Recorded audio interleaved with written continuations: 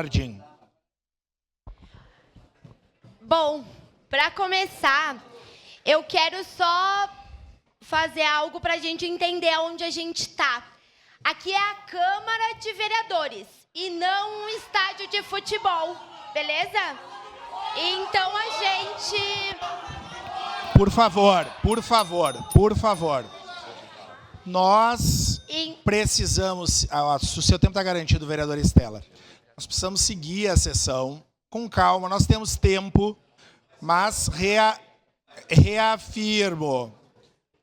Os vereadores e vereadoras, no pleno exercício da sua atividade parlamentar, serão respeitados enquanto estiverem se manifestando. Obrigado. Segue com a palavra a vereadora Estela. Bom, ver as risadas dos nossos pares que têm essa posição mais extremista acerca de como que deve ser os debates e as discussões políticas mostram muito para que caminho nós estamos levando a nossa democracia.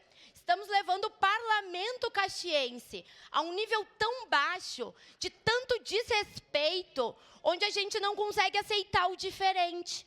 Quando alguém fala diferente do que eu penso, eu acho ruim.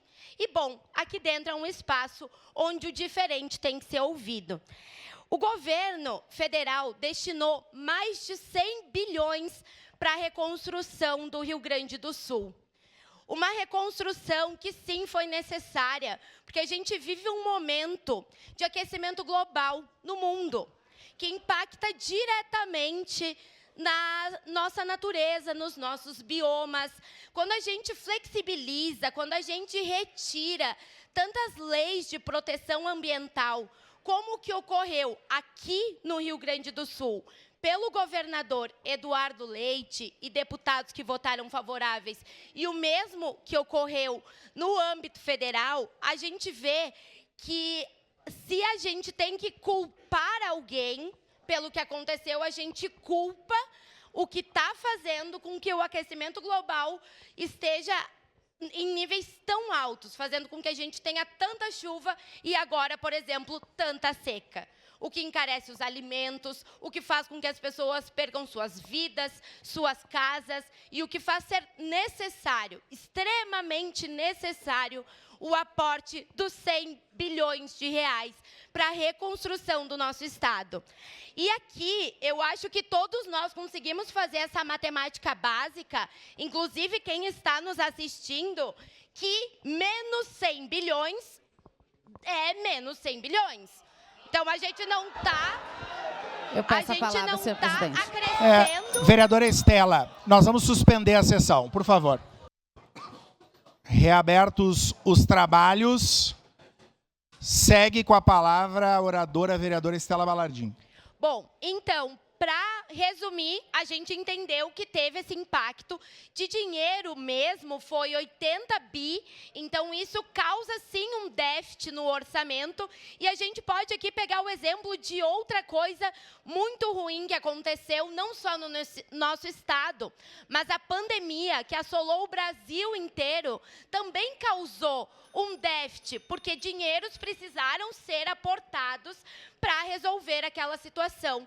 Esta foi a fala do presidente Lula, para explicar, caso não tenha ficado claro para todos e todas, que o dinheiro aportado foi retirado dos cofres do governo, impactando assim no balanço do orçamento. Mas é importante, já que a gente cita aqui a pandemia como um momento que precisou... Minuto, vereadora Estela, segura o tempo. Segura o tempo, vereadora Andressa, por favor. Nós vamos solicitar novamente que os vereadores e vereadoras sejam respeitados. Com a palavra, a oradora, a vereadora Estela Balardim. Peço que reestabeleça o tempo no momento que parou, que suspendeu a sessão. Enfim, que dificuldade fazer uma fala que a gente é interrompido tantas vezes. Eu acho que os colegas que estão aqui há mais tempo sabem, os que estão chegando vão perceber que o respeito ele precisa existir. A gente, na pandemia, teve um presidente que zombou, ele imitava tosse das pessoas, ele falava que ele não era coveiro.